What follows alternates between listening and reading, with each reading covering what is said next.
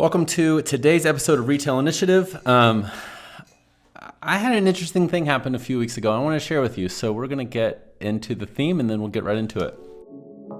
The rules of retail are changing. One by one, corporate retailers are closing their doors, and some call it the death of retail. But those rules never apply to independent retailers like us. We're writing our own rules. We're here to answer the questions about how to grow your business, stay competitive, and still have a life. I'm Josh Orr, and this is the Retail Initiative Podcast.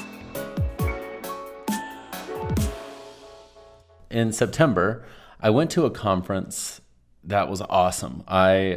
There's this speaker that I geek out about. Like, I read all his books, I take all his courses, and he was speaking there. And it was about marketing, for like a lot of people in my industry, and like how to sell better and all of that. I'm a huge believer in attending events for your business. So as a retailer, attending, whether it's like seminars at markets or if you're like a boutique hub person, like the Boutique Summit, things like that are awesome. And a weird thing happened, and this seems to happen to me at every event that I go to, is I get super pumped up, and then for whatever reason, something happens and I leave. I don't know if discouraged is the right word, but something happens and I hit this moment. And for me, what happened was, my business had a really good, honestly, last few years. And we've had some turnover with the person that does our books. And so for a short while, I've been taking care of the books in our company. And I had met some people at the conference, which I'm a huge fan of, like make friends and connect and find ways to bring home whatever you're learning in the sessions. And I was about to go meet up with some of the friends that I had made for dinner. And this was after the last session, and I had a little bit of time between when the last session ended and when we were going to meet for dinner. So I go back to my hotel and I decide to reconcile books. And this was the beginning of September, and I end up looking at our final number for August, and it was the lowest month that we had had in literally 2.5 years. And honestly, I got so bummed and I felt defeated, and I was like, oh my gosh, my business is going to fail. I'm going to need to call all my friends and apply for a job, take a loan to make payroll and all this stuff. I just started running down this road of worst case scenario. And I don't know if you've ever had that. I had a conversation with a friend who's also a client yesterday, and she was sharing about how all this stuff hit at the same time. Like, her husband got laid off, and she had a weird sales month. There was weird weather in her area, which, as you know, can totally change your sales. She has a brick and mortar store and online, and she had started running some Facebook ads, but they weren't as effective as what she was wanting. And I even was mentioning, I was like, hey, your business is awesome. You're up almost 100% year over year. You have plenty to celebrate. And she was like, yeah. And not listening. But honestly, I did the exact same thing. I had shared with my wife how I was feeling. She was like, Josh, you have so much to celebrate. Your July's fine. You said your September's looking like it's going to be better, which it turned out to be much better. And I was freaking out really for no reason. And it got me thinking of okay, what should we do when we hit these moments? What should we do when we feel defeated, when we have a bad month or we have a bad interaction with a customer who, we all say it doesn't affect us, but I don't know about you, but when someone isn't stoked with our work, I lose sleep over that stuff.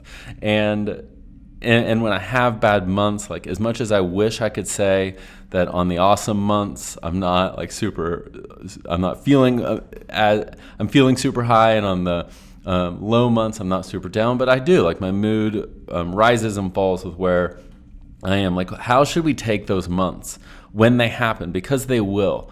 Even if you're growing, even if your business is doing awesome, you're going to hit months. You're going to hit seasons. You're going to have that customer interaction that's going to make you feel defeated. And so what should you do? Well, I'd love to share what I like to do. The first thing that I love to do is to look first at, why did I start this business? What am I out to do? And then I measure, okay, how is my business up against what I had set out to do. And instead of leaving it in my head, I write it on paper.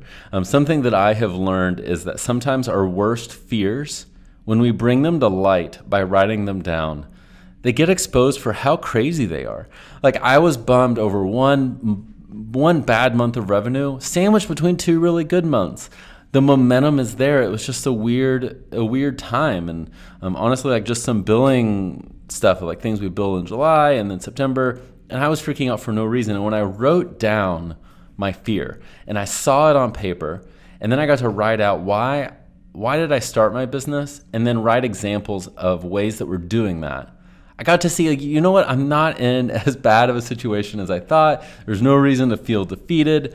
Gosh, it was for nothing. And the next thing that I do is I think through the impact that my business is having. So I write down, like, okay, what are some examples lately of the work that we did with people and the impact that we got to have? And lately, like, we got to help someone launch an e-commerce site for the first time. So going into the holidays, like, they're going to have a totally new sales channel that they've never had before. We've helped clean up people's process in their stores, and like literally saves them hours and hours and hours of months every single month. Like, my work was having impact. And for you, what is that? Can you think of someone who came into your store, who, you know, tried an outfit on, and you can just tell, like, their confidence, like, they hold themselves differently. They feel better about themselves because of the work that you do. Reminding yourself of those things in the hard times is so important because it helps you gain perspective. So again, my 2 things, if you're going to do any of these, the biggest one to do is write down your fears. Like, write down what you're feeling. And I think you'd be surprised to see when you write it and you can, like, see the perspective. Sometimes your fears just are silly. And when you put it on paper, you can see, like, is this actually true? My business is going to fail. Well, if we look at the numbers this year, we're actually not. We're consistently growing, and we had a week or we had a month that was off. There's no reason to freak out. We can just, you know, take account of how things are, look at what we can improve, and then move forward because we see that something is growing. And maybe it's not growing, and maybe things aren't. So maybe that exercise would lead you to getting more bummed out. So then I would say, like, find a way to gain perspective first on realizing that there likely is someone out there who is dreaming of being right where you are. And then from there, what can you improve? What can you learn from that month that didn't go super well, or that customer interaction that bummed you out, and move forward in a new way that helps you grow? Now, one other thing that I want to address about months like this, because they do happen. If you hit a slow season, for me, it's really easy for me to, like, I really just want to, like, cut through. I go through our accounting and I'm like, oh, I could cut this, I could cut this, I could cut this, and I could quit doing this. And I go into freak out mode of saving. And something to know is I don't believe that you can cut expenses to business growth. Now, I'm not saying turn around and, like, if you are spending wastefully, if you're overbuying, whatever, then that's a different story. But if your buying has been on point, don't freak out and start underbuying just because you're scared of cash flow. Like, that will literally destroy your business.